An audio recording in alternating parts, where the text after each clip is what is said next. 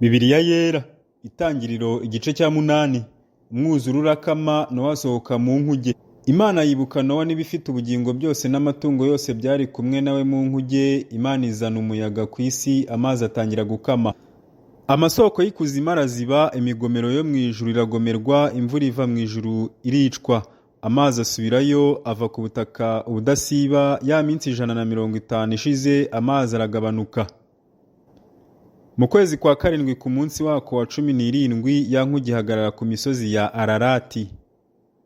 Amazi agabanuka ubudasiba ageza ku kwezi kwa 10. Mu kwezi kwa 10 ku munsi wako wa mbere, impinga z'imisozi ziraboneka. Iminsi 40 ishize, Nowa akingura idirishya ryo ku nkuge yabajije, yohereza igikona kirajarajara kugeza aho amazi yakamiye ku isi. Maze yohereza inuma kugira ngo amenye yuko amazi agabanutse ku isi, maze ntiyabona aho ishinga ikirenge cyayo imugarukaho ku nkuge, kuko amazi yari akiri ku isi yose. Ayisanganiza ukuboko arayenda, ayisubiza mu nkuge. Asiba iminsi 7 yongera kohereza iyo numa kuva mu nkuge, igarukaho hari nimugoroba ifite ikibabi kibisi cy'umunzenze mu kanwa kayo, icyo yakuye ku giti.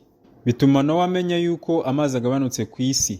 Asiba indi minsi 7, yohereza ya numa, ntiyasubira kumugarukaho. Mu mwaka 601 mu kwezi kwa mbere ku munsi wako wa mbere, amazi akama mu isi. Nowa akuraho igipfundikiye ya nkuge, arareba, abona ubutaka bwumye. Mu kwezi kwa kabiri ku munsi wako wa 27, isi iruma. Imana ibwira Nowa iti, sohokana mu nkuge n'umugore wawe n'abana bawe n'abakazana bawe, kandi usohokane ibibaho byose muri kumwe byo mu bifite umubiri byose, inyoni n'ibisiga n'amatungo n'ibikururuka hasi byose, kugira ngo bibyarire mu isi cyane, byororoke bigwire mu isi. Nowa asohokana n'abana be n'umugore we n'abakazana be, amatungo yose n'inyamaswa zose n'ibikururuka byose n'inyoni zose n'ibisiga byose, ibyigenza ku isi byose nk'uko amoko yabyo ari, bisohoka muri ya nkuge.